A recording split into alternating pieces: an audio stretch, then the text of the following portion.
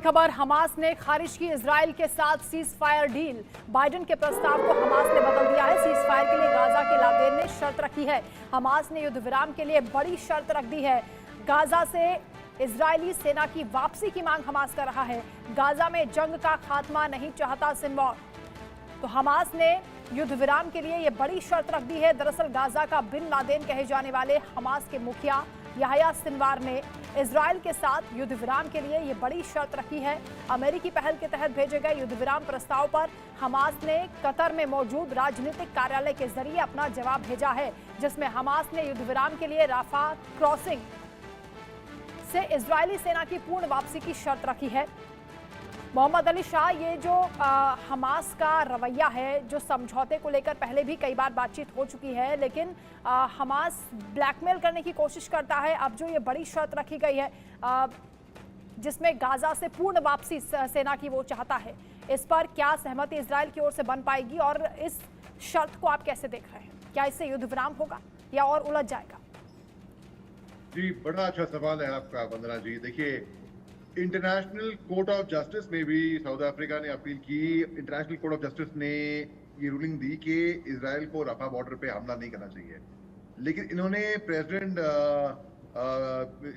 Prime minister of Israel Netanyahu को war criminal नहीं घोषित कराया। वहीं पे ही रूस और यूक्रेन की जंग में पुतिन साहब को वॉर क्रिमिनल घोषित कराया था। इन्होंने अपील किया बाद में, फिर इसके बाद यूएनएससी की मीटिंग हुई, यूएनएससी में वोटिंग हुई और 2 दिन पहले एक रूलिंग निकली कि ये जंग बंद होनी चाहिए। क्या नेतन्याहू पे इस पर असर पड़ेगा? नहीं पड़ेगा। हमास क्या वो बंधक रिलीज करेगा?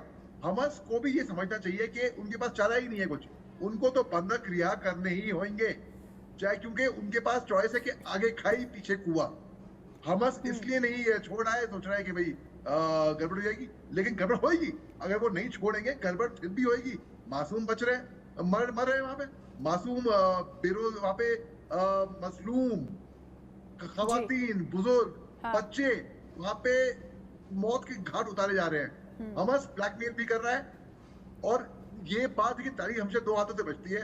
तो इजराइल को भी सोचना पड़ेगा और हमास को भी सोचना पड़ेगा कि फालतू में बेकसूर मारे जा रहे हैं। इजराइल को पड़ी थी हमास का खात्मा करने के, बिल्कुल बेशक करिए और करना भी चाहिए, क्योंकि हमास ने जो 7 अक्टूबर को किया ये कोई माफी करने वाली बात नहीं है बिल्कुल भी। मगर इसका खामियाजा बच्चे, बुजुर्ग, मासूम, सिविलियन, बिल्कुल दोनों ओर से जो हमले किए जा रहे हैं उसमें नरसंहार हो रहा है। और यूके देव नासर, क्योंकि पूरी दुनिया में कैंपेन्स भी चल रहे हैं, ऑल आइज ऑन रफा हमने देखा कैंपेन चला, और गाजा से सेना वापसी क्या एक जरिया हो सकता है इस युद्ध विराम को लेकर? क्योंकि हमास ने इससे पहले यह भी कह दिया था कि अगर सेना वापस नहीं होती है तो जो बंधक हमने बनाए हुए हैं उन पर हम फायरिंग कर देंगे। जी हाँ, देखिए, जहां तक हमास की बात है, उनके पास बंधक हैं और कोई भी आतंकवादी संगठन या कोई भी ऐसा जो सक्सेसिस्ट या टेररिस्ट ग्रुप होता है, जब वो बंधक लेते हैं तो एक स्टैंडर्ड ऑपरेटिंग प्रोसीजर है। जैसे भारत इंडिया में भी हमने नक्सल आंदोलन देखा, अभी मध्य प्रदेश और छत्तीसगढ़ के जंगलों में चल रहा है। जब भी वो बंधक लेते हैं तो एक यंग जूनियर मोस्ट आतंकवादी टेररिस्ट को, कैडर को बोल देते हैं कि तू यहाँ पर ड्यूटी पर खड़ा रहे, अगर कुछ खतरा आए तो सबसे पहले तेरा काम है बंधक को गोली मारना।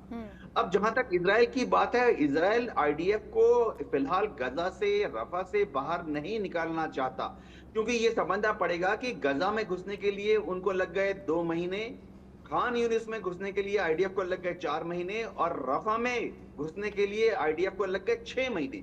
तो अगर आईडीएफ को आज नेतन्याहू वापस इजराइल में ले जाते हैं तो पिछले 7 महीने में आईडीएफ ने जो भी मिलिट्री ऑब्जेक्टिव हासिल किए थे, सबसे हाथ धोना पड़ेगा। तो हमास ये दबाव क्यों डाल रहा है? ये हमास ये दबाव सिर्फ एक वजह से डाल रहा है, क्योंकि हमास के पास अभी भी 100 बंधक हैं और हमास चाहता है कि अगर वो इन 100 बंधकों को क्रमशः छोड़ दे, पहले 20 औरतों को छोड़ दिया, फिर 20 बूढ़ों को छोड़ दिया, फिर 20 बीमार को छोड़ दिया, अगर हमास इनको ऐसे छोड़े तो हमास चाहता है कि बदले में इजराइल की अलग अलग जेलों में जैसे वेस्ट बैंक की जेलों में या जेरूसलम की जेलों में करीबन 7,000 फिलिस्तीन के लोग बंद हैं। उनमें से कुछ तो टीनेजर्स हैं जिनकी उम्र 18 से 16 से भी कम है। उनका कसूर सिर्फ इतना है कि उन्होंने आईडीएफ की जो गाड़ियां जा रही थी उनके ऊपर पत्थर फेंका था। तो हमास चाहता है कि अगर वो 20 बंधकों को रिहाई करे तो बदले में 1,000 या शायद 2,000 इन फिलिस्तीन के नागरिकों को इजराइल अपनी जेलों से छोड़े। तो बिल्कुल, ये भी बड़ी वजह हो सकती है कि बंधकों को वो टुकड़ों में रिहा कर रहा है और जो प्रेशर है वो इजराइल पर बनाने की कोशिश कर रहा है। लेकिन देखना होगा कि युद्ध विराम किस तरह से होता है और इस पर कोई हल वाकई क्या निकल पाएगा, क्योंकि जिस तरह की सूरत हाल अभी बनी हुई है उसमें अभी कोई समाधान निकलता नहीं दिख रहा। बहुत शुक्रिया आप सभी का हमारे साथ जुड़ने के लिए, तमाम बातचीत के लिए।